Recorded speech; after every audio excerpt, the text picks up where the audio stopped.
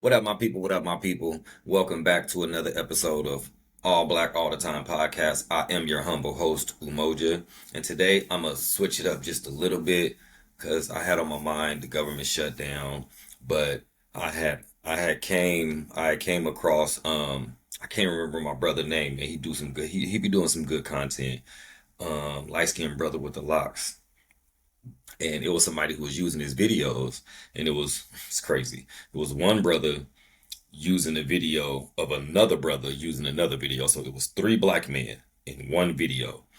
And in the video, the brother was making a point of like, why we trying to appease to prove our humanity to people who don't act humane, right? And they like, ooh, ah, ooh.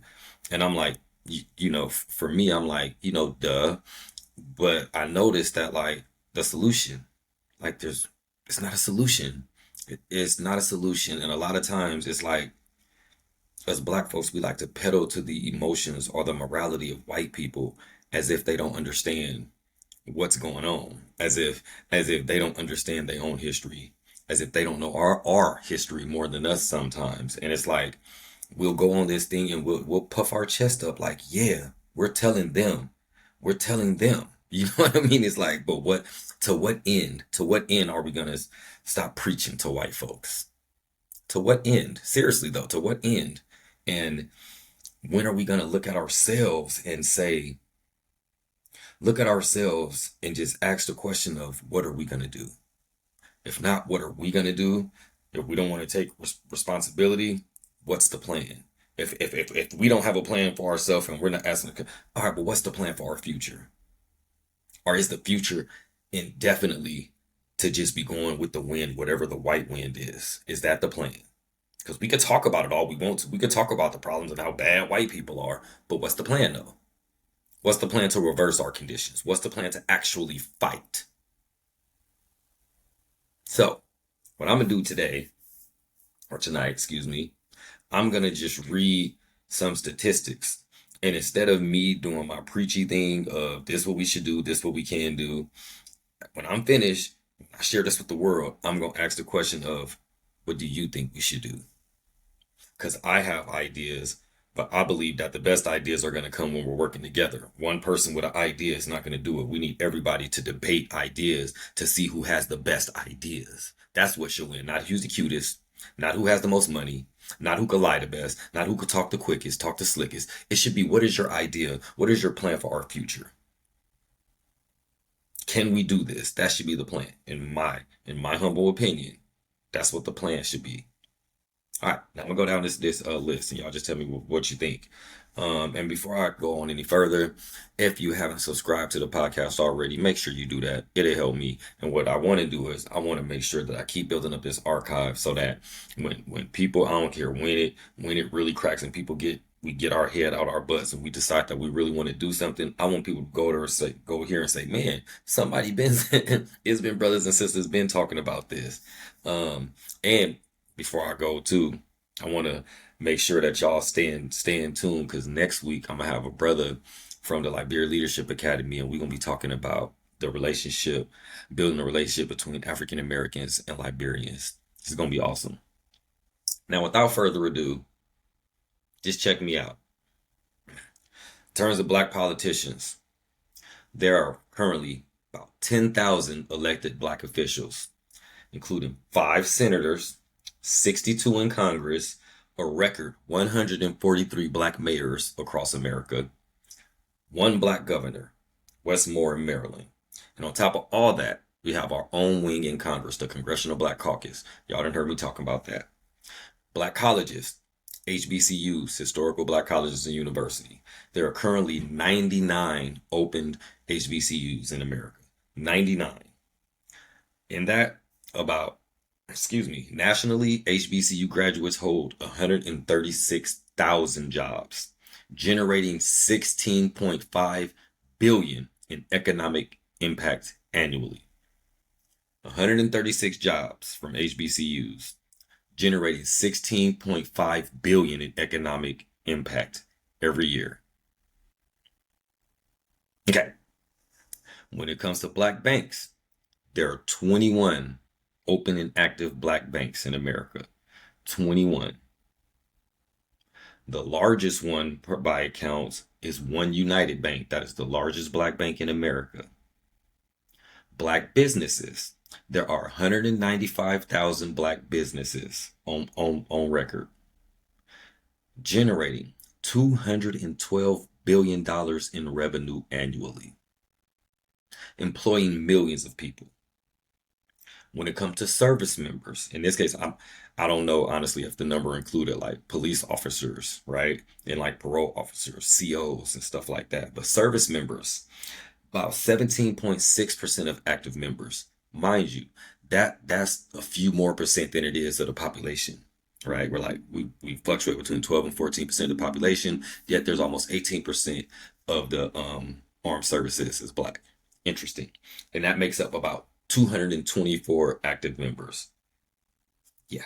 Doctors, 84,633 doctors. Listen to the number, 84,633 doctors. That's only about 5.7% of doctors and 12.14% of the population. So that's disproportionate.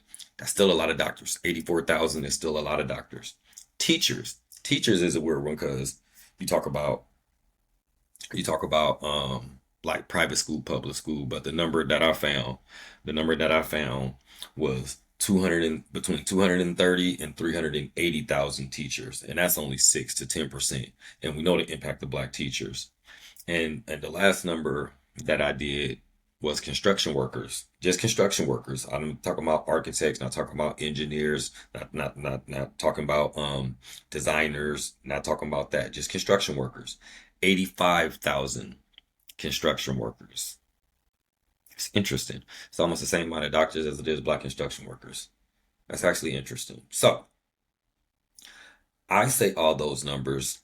What I see in that is a bunch of people who already know how to run a nation, how to start a nation, how to develop a nation. That's what I see. You, the audience, please tell me, what do you see? What do you think is the solution for black people? For real, tell me. I don't want to hear about, oh, no, it's like, and what it can't be. Seriously, what it can't be. You can't tell me that we need to pray. You can't tell me that we just need to vote. You have to tell me what we actively have to do, something tangible and together. It can't be you grow a garden. You start selling t-shirts. No, something that we could do on board in one accord. Y'all tell me. I think that's it.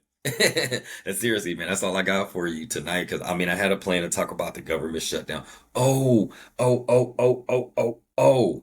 One more thing I did want to mention, y'all. We'll go. I'll talk a little bit about the shutdown. In terms of the government shutdown, we understand that while the government is shut down, our politicians, including the black ones, are getting paid. But I also want us to think about another thing. Federal student loans' repayment plans are starting back up. Hey, I got a master's degree. I'm in that. I'm in that group, right? And and there are some people in government talking about getting relief, payment relief, and all that stuff, right? But when we talk about black debt, college debt, huge, because a lot of us was told, hey man, I know you've been having a hard life and everything. Go to school, everything will be fine. Go to school, $100,000 later. And a lot of people don't even got work, right? A lot of people, yeah, man, it's really bad for us. But but with that being said, imagine if somebody with some sense starts saying, hey, y'all don't want to pay reparations, maybe black folks can go to college for free. Oh, any college, any degree.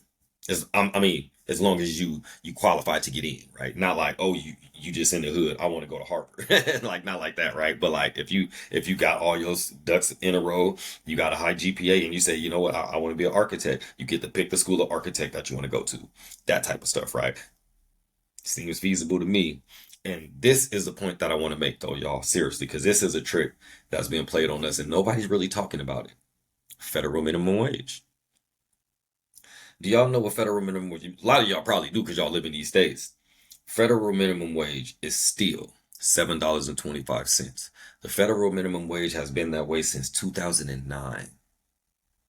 That's 16 years, going on 17. $7.25 an hour in 2025. And guess what states? Guess what states? I'm talking about Southern. I know Idaho's is pretty much on the West. There's several Midwest. There's some East Coast in Pennsylvania. I'm talking about Denver, all of them down South. All of the states with the most black people. You talk about Carolina. Florida is the only one with like a decent black population that minimum wage is set at 7.25. Thank you. Think. While the government is shutting down, federal workers not getting paid, federal student loans about to start back up. And meanwhile, the federal minimum wage, we're saying that they could just say, no, we're paying you $7.25. That's all we have to pay you. That's what that means. When it's federal, they could just go by the federal and say, that's all we have to do. We don't have to give you anything. And mean that. And a lot of us are sitting here stuck at working in these menial jobs for $7.25. So what does that mean? That means that your quality of life is not going to improve, bro, on $7.25. How are you going to vacation on $7.25? How are you going to see the world on $7.25? But nobody's talking about that. And everybody's okay with it because it's happening in by and large black states, black communities. But I'm not here for solutions. I'm here to listen to you because I feel like y'all got the answers. When I give solutions, I get a lot of amen, bro, you right, bro, you right. But what do you think we can do for action? That's all I got for you. Peace, love, chicken grease, and fist. In a minute, y'all. Stay black all the time.